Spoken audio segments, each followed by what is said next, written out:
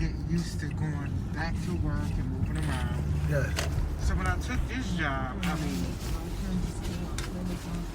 it was something simple, easy. But as I'm working, you know, I have my manager. For instance, today she comes up, and I mean, she just is kind of like, more like, you do what I say when I say to do it. That type of attitude. Because I closed the store down. I do cashier and stocking, but I always close the store down. And I set everything up in the store and make the store look nice before I leave. She wasn't happy by the way something looked, and what I told her was, I said, well, you got 3 other people who work here at night. I said, so you should talk to them. She goes, well, I'm talking to you, and I'm letting you know you need to kind of speed it up and get it together. And I just kind of looked at her. I go, listen, like, I close your store down at night, and what you pay me, I mean, doesn't even pay my rent. Like, I don't do this for the money. You know what I mean? Yeah. I do this just for a quick gig.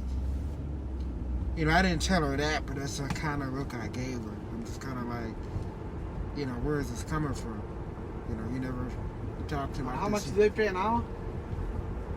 Not even minimum wage. I don't even get paid minimum wage. And if I needed the money, I wouldn't be working here. You know what I mean? Yes, sir. My last job paid me, and they noticed. I told them, my last job paid me like $17 an hour. I only stopped there because when things got shut down, you know what I mean? I kind of stayed low-key for a while. So, I mean, I can walk out of here anytime I want. But, like I said, I'm only here for a quick gig, but... So it's not even about the pay. It's more about the respect. Respect. You know, your mental well-being. Yeah. You know what I mean? Like. And they're short-staffed. Her excuse is always, I'm short-staffed. I'm short-staffed.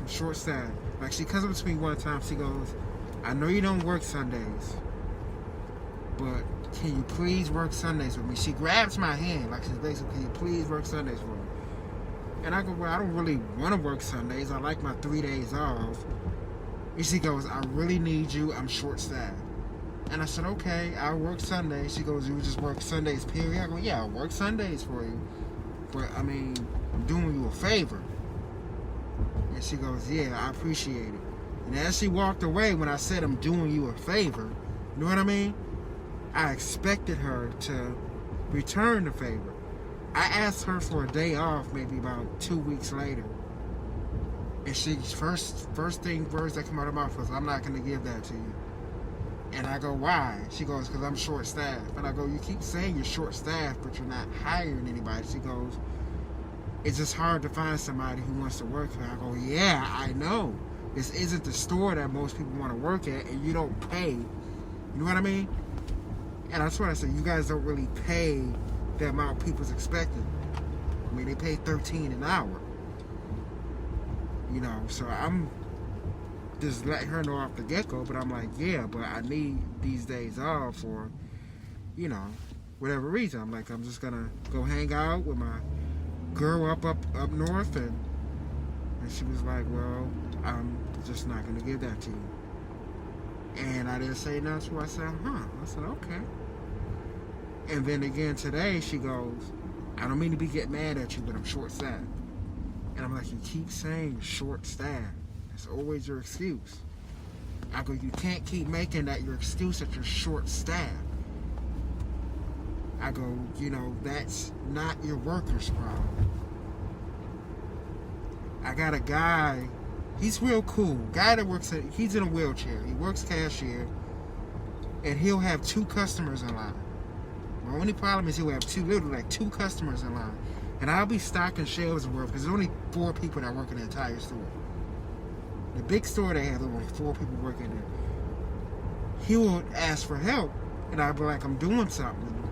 Karen will always say, well, my manager, she'll always say, well, he's unable to handle more than 2 customers because it stresses him out. And I said, well, if he can't handle more than 2 customers in this big store, he should be doing something in the back or something. Because with me rotating, doing cashier, stocking stuff, helping people find their clothes, answering questions, and you know what I mean? And salvaging, you know, tossing out what's good and what's not good. I'm kind of doing everything in the store. And she goes, well, I appreciate it, but I just need you to do this and this and that. And it's like you keep asking me to do all the extra work, but you don't. You know what I mean? So, I mean, it's getting to the point where with them, you know. So it's so for me, what I'm hearing is more like you just want to be at a place where you're appreciated, right? Yes. And they respect your boundaries, right? Right. And that they take care of your well-being, you know. Right. Like it's about, you know, a place you can come and you're happy being there. You know what I mean? Yeah. What I'm hearing is not even about the money. You know, at the end of the day, it's about No. you know, getting appreciated more, and you know, and given your time whenever you need it. Yeah, I've turned down jobs. I've had a lot of jobs call me up, and I've turned them down just because I wasn't ready to work nothing too heavy. But I mean, I tried to tell her. I mean, it's one of those people that wants everybody to do something for her, but in return, she don't want to do nothing for nobody else, and that's what everybody in the store has a problem with. Yeah, but Hi, bro. you have a good one, You man. too, man. Be good, bro. You have a good one too, bro. Yes, sir. Peace Thank and you. love. Yep. Thank you.